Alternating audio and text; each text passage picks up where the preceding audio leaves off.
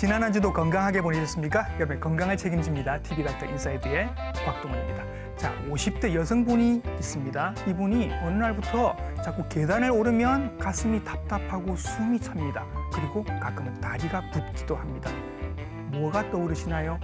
내가 폐경이라서 그런가? 아니면 살이 쪄서 그럴까? 의외로 원인이 다른 데에 있을 수도 있습니다.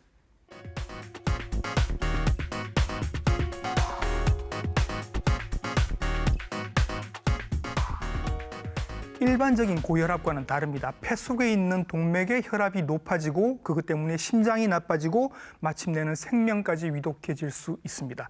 폐동맥 고혈압에 대해서 오늘 자세하게 알아보겠습니다. 친절한 오늘의 닥터 이분과 함께합니다.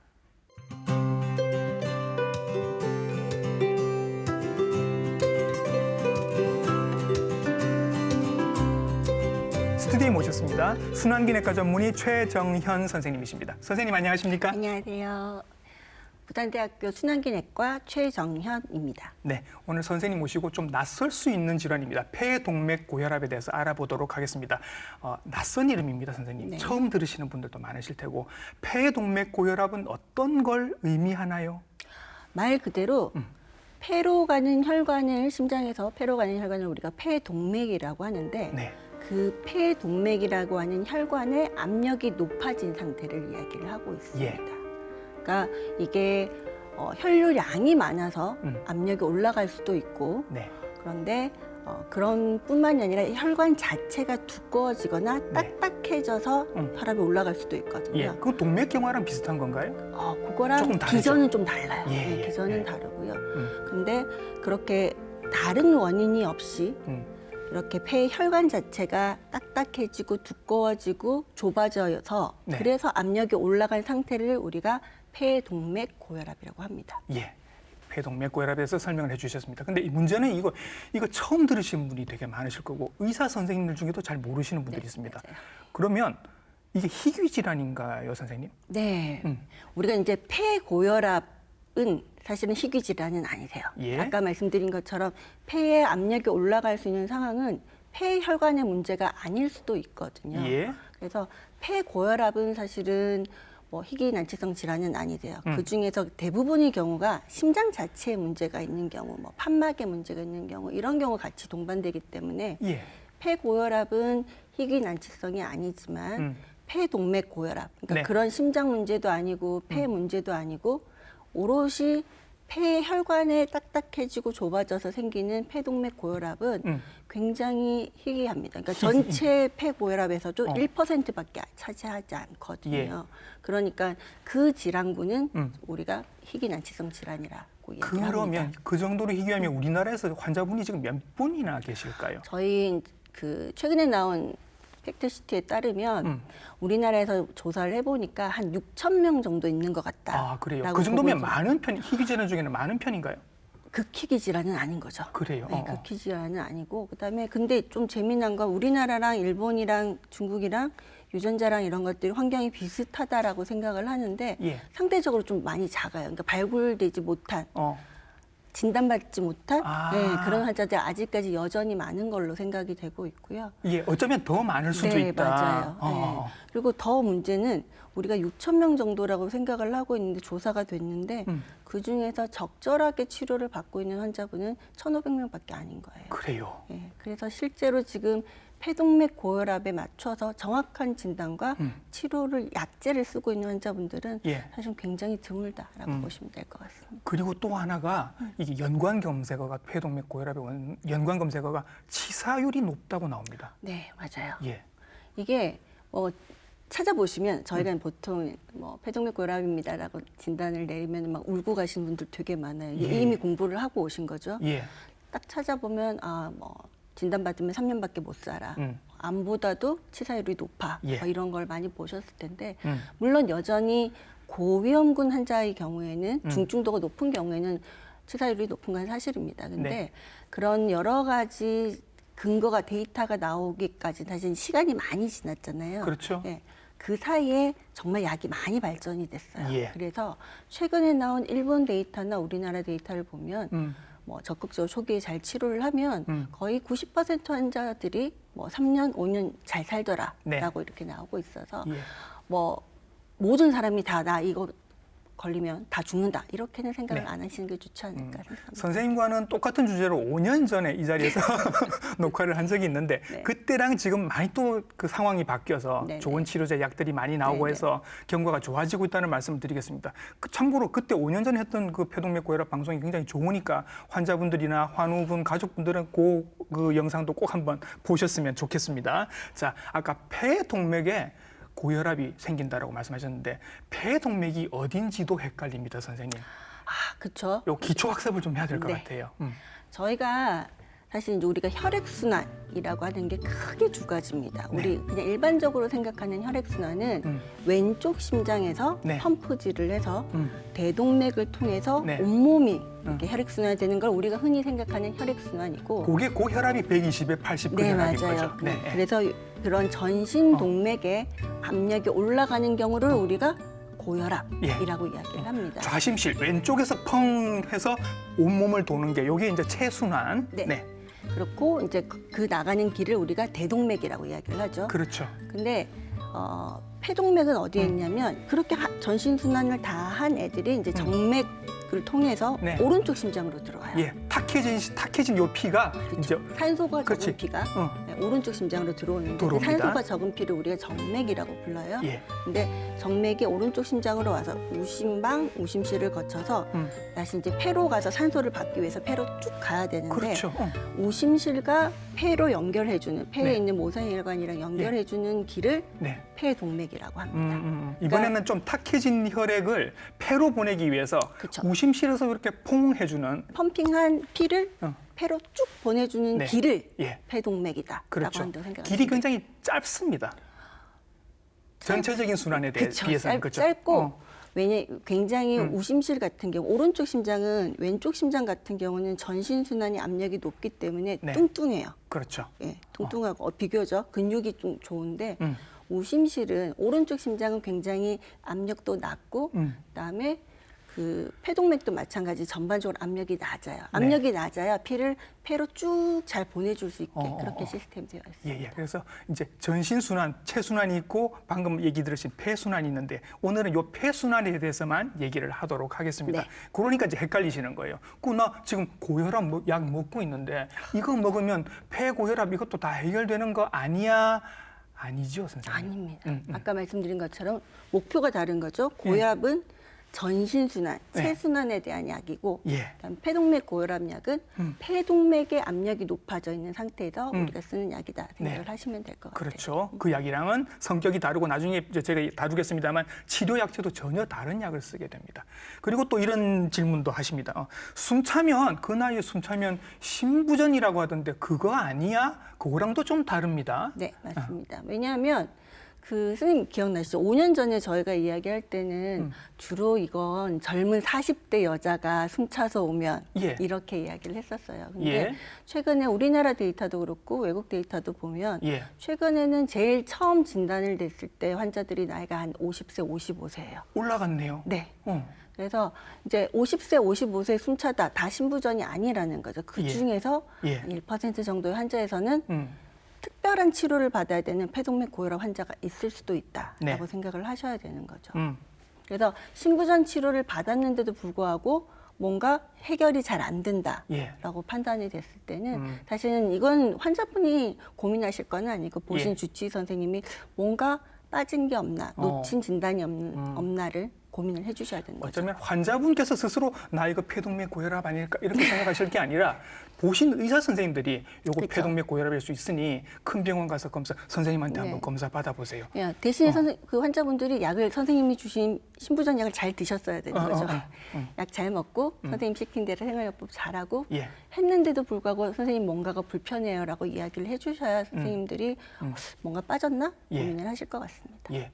그 다음에 또 하나 고혈압이라는 이름이 일단 붙으면 이거 나이 많이 먹어서 생기는 퇴행성 질환 이렇게 생각하시는 경우가 있는데 이쪽 환자분들은 조금 연령대가 다르다면서요? 맞아요. 네, 아까 말씀드린 것처럼 지금 현재는 55세를 이야기를 하는데 나이가 많다고 해서 생기는 병이 아니에요. 왜냐하면 이게 전신 순환을 담당하는 동맥들은 아까 말씀하신 것처럼 딱딱해지고 좁아지는 가장 큰 원인이 동맥경화란 말이에요. 네. 걔는 사실은 에이징, 노화랑 연관이 있어요. 예. 그런데 폐동맥이 딱딱해지는 거는 노화랑 상관이 없습니다. 염증 아니면은 뭐 다른 요즘은 이제 유전자적 문제도 있는 것 같다라고 예. 이야기를 해서 딱딱해지는 원인 자체가 동맥경화가 아니기 때문에 예.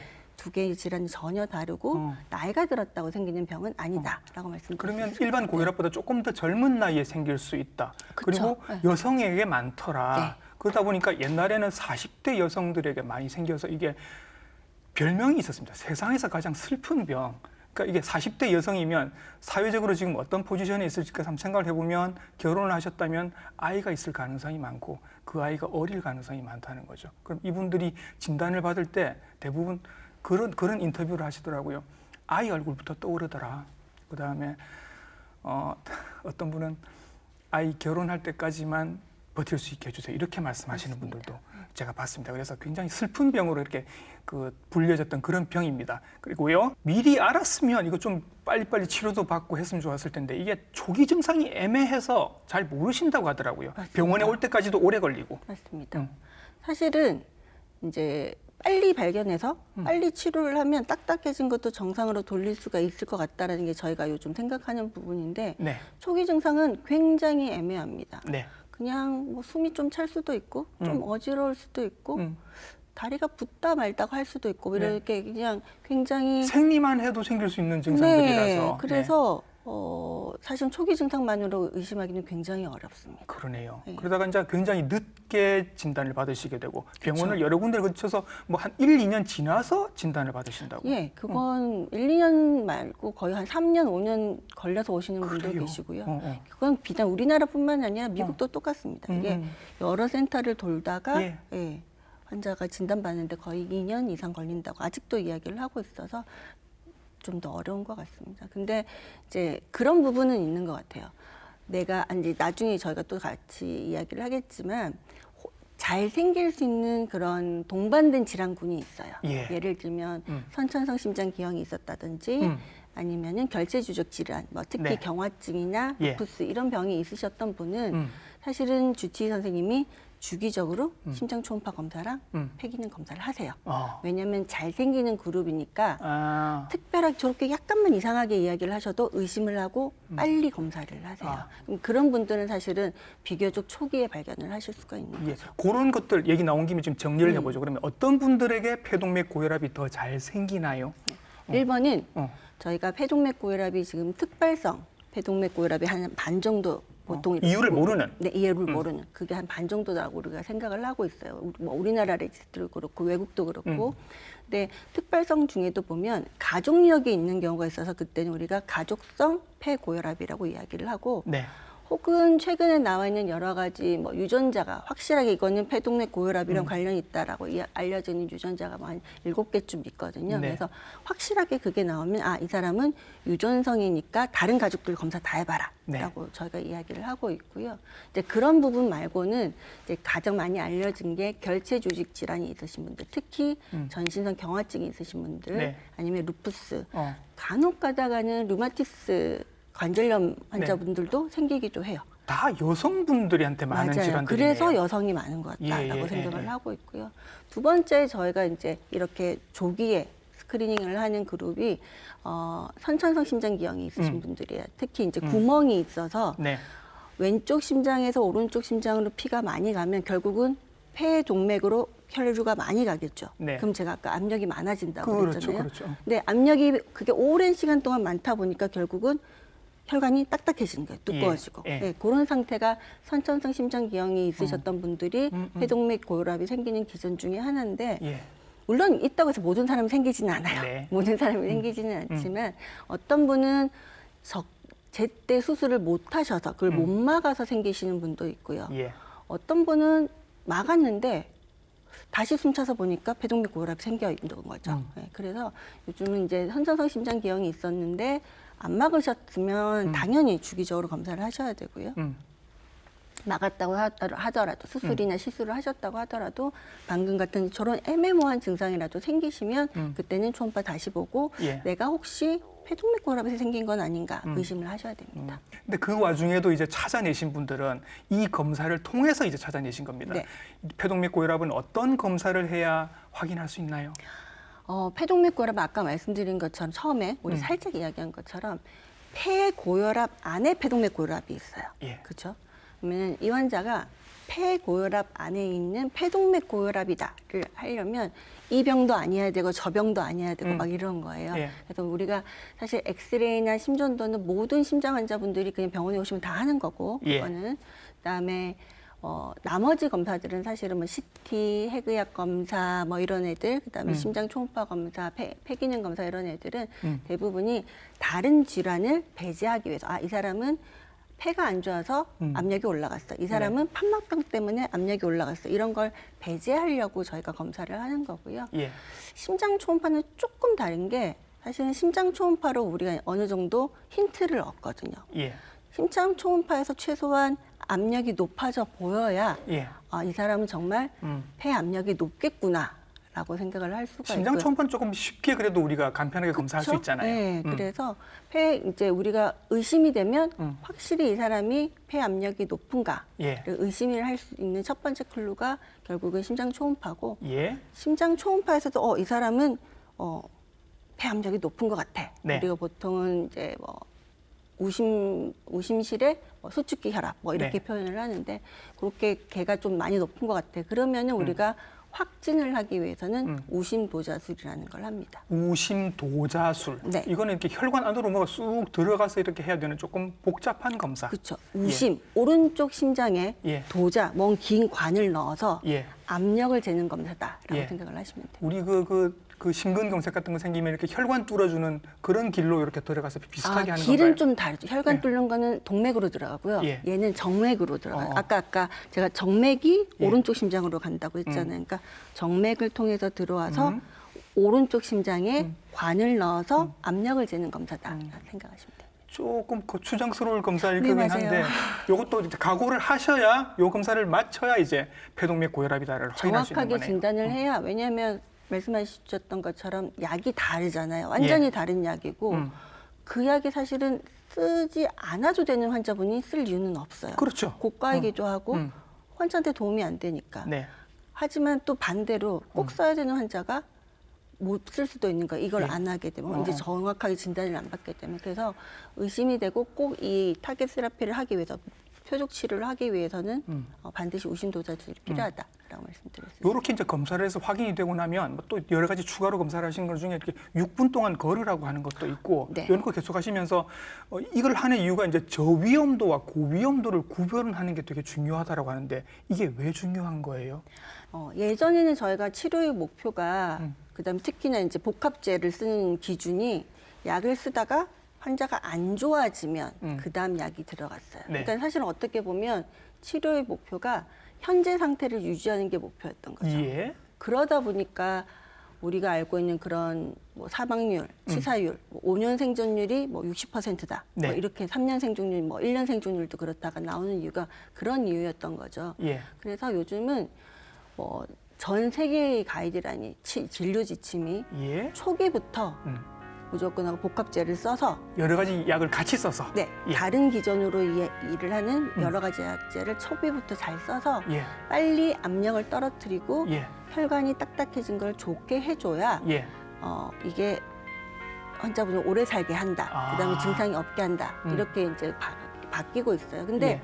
모든 사람을 막 처음부터 삼제 사제를 쓸 수는 없잖아요. 그렇겠죠. 그다음에 뭔가 목표를 정해야 되는데 이제 그 목표가 요즘은 저희가 보통 저위험군, 중위험군, 고위험군 이렇게 나누거든요. 예. 중위험군도 두 그룹도 나누기도 해요. 예. 근데 어쨌든 치료의 목표가 저위험군을 최대한 빨리 만드는 게 현재의 치료의 목표입니다. 예. 예. 근데 이제 처음에 입원을 하셨을 때는 위험군 계산하는 게 막 한 10개쯤 되고 막 그거 저거 막 계산해야 되거든요. 네, 네.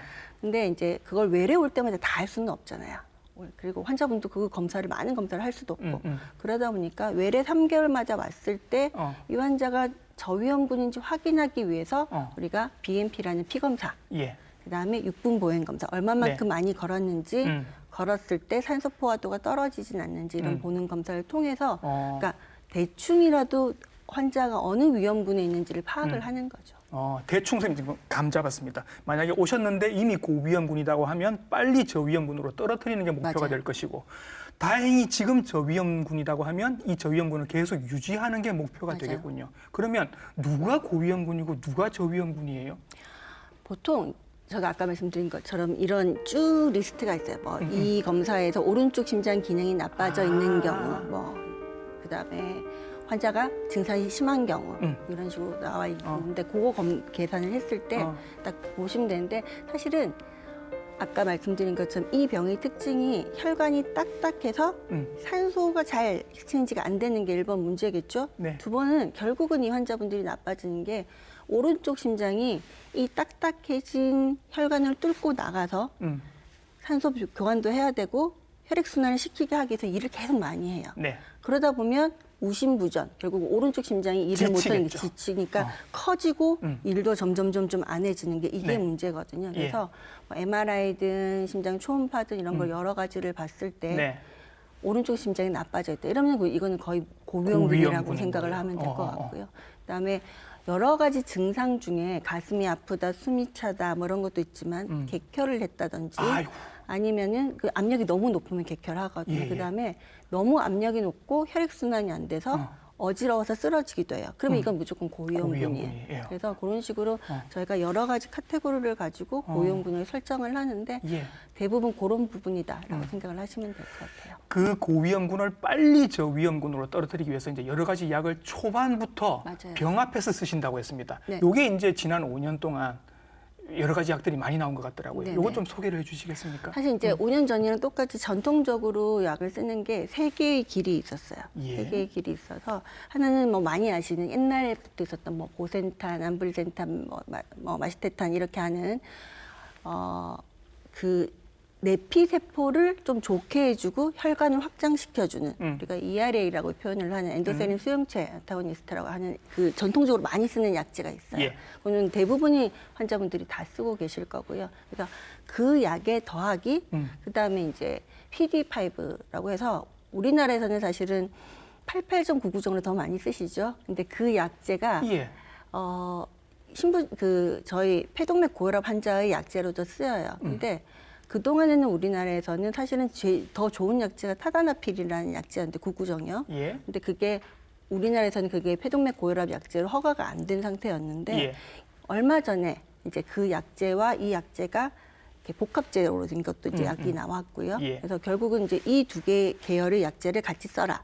보통 그렇게 많이 쓰고 있고, 나머지 하나는 프로스타사이클린 계열 약이라고 정말 강력하게 혈관을 넓혀주는 약이에요. 예. 그게 필요하겠네요. 네. 그래서 말씀하신 것처럼 고위험군 환자는 세 개를 다 써야 되는 거죠. 아, 시작부터. 네, 세 개를 예, 다 써요. 왜냐면은 기전이 다르니까 네, 네. 약을 세 개를 다 써야 되고 그렇게 생각을 하시면 될 것 같고, 근데 전통적으로 우리나라는 이 프로스타사이클린 계열에 대해서 부작용도 많고 네.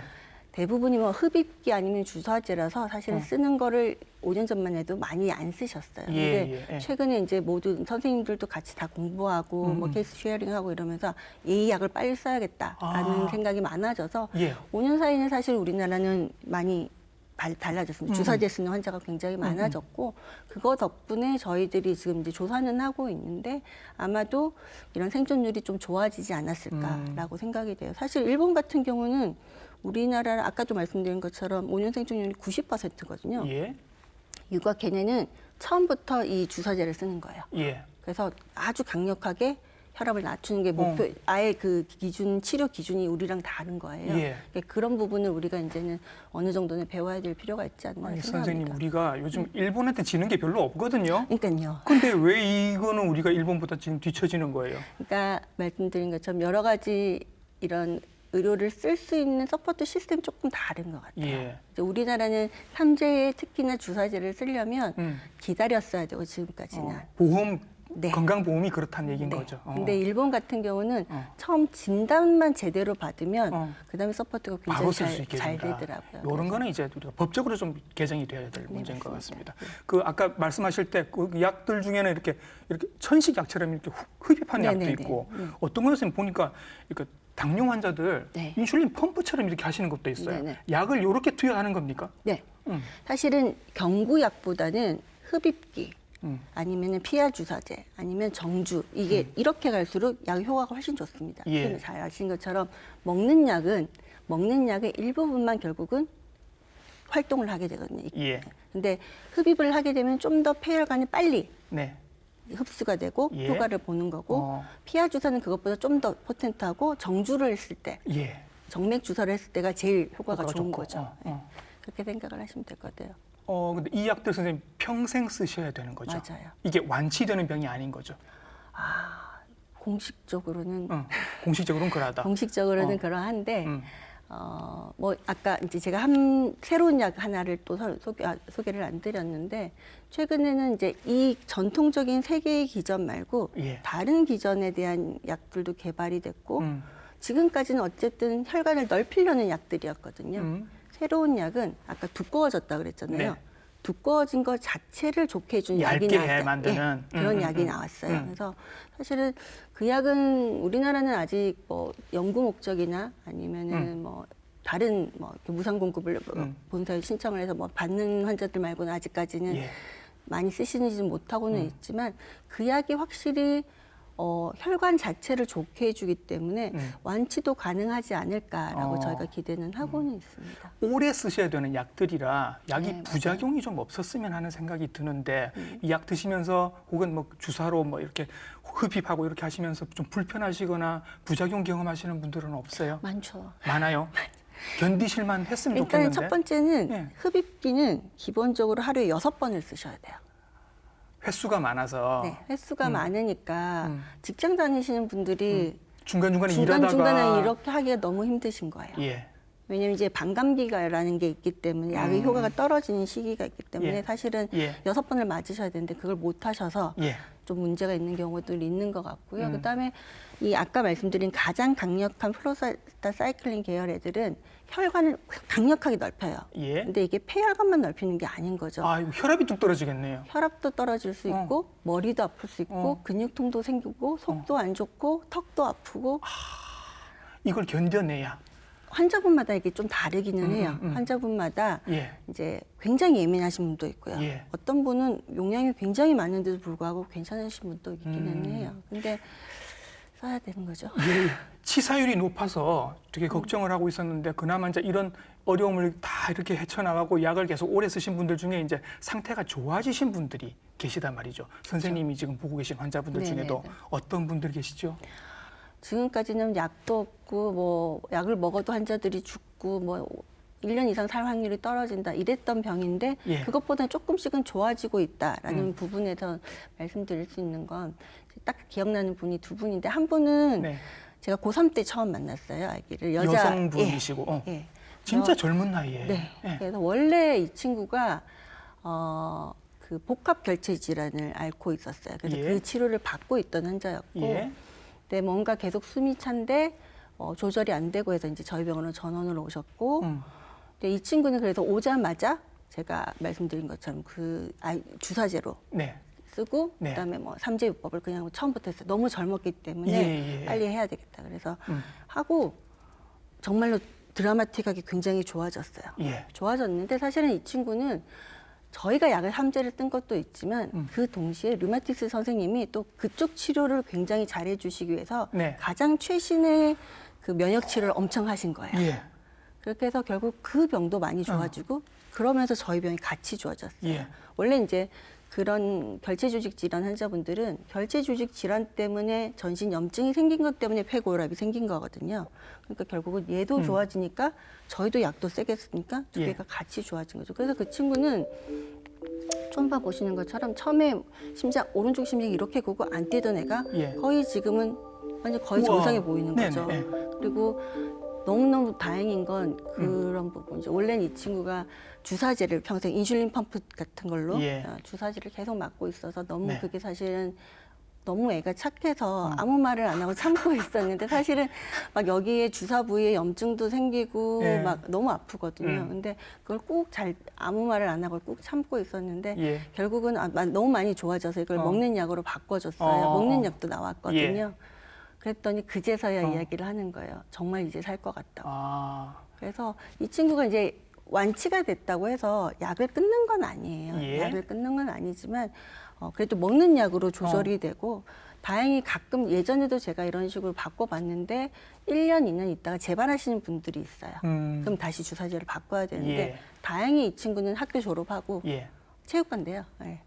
체육을 전공하는 친구예요. 네. 그래서 학교 졸업하고 지금 뭐 취직해서 잘 살고 있어요. 그래서 지금까지 별 큰 문제는 없어요. 젊은 나이에 큰 병 2개가 왔는데 둘 다 네. 해결이 됐고 세상에서 가장 슬픈 병이라고 제가 겁을 드렸는데 이미 해결이 다 돼서 뭐 운동은 계속 하고 있는 거고 네, 직장도 잘 다니고 있고요. 정말 무서운 병이지만 이렇게 좋아지는 케이스들도 분명히 있다는 말씀을 드리겠고 선생님께서 이렇게 보시다 보면 꾸준히 오시는 게 되게 중요한데 조금 이렇게 좋아지니까 이제 병원 안 오시고 좀 좋아지면 또 약 끊고 싶고 요것 때문에 문제가 되는 경우가 많습니다. 있죠. 많고 말씀드린 약들이 아무리 환자분들이 산정 특례를 받더라도 분명히 이건 의료비 문제가 있거든요. 네. 그러니까 의료비 특히나 연세 드신 분들은 의료비 문제 때문에 약을 안 드시는 분들이 많으세요. 네. 예를 들면 하루에 3번 먹는 약인데 2번만 먹고 하나는 이제 모아두시는 거죠. 네. 그런 식으로. 그러면은 사실 약 효과가 떨어질 수밖에 없고 주사제 같은 경우도 사실은 저희가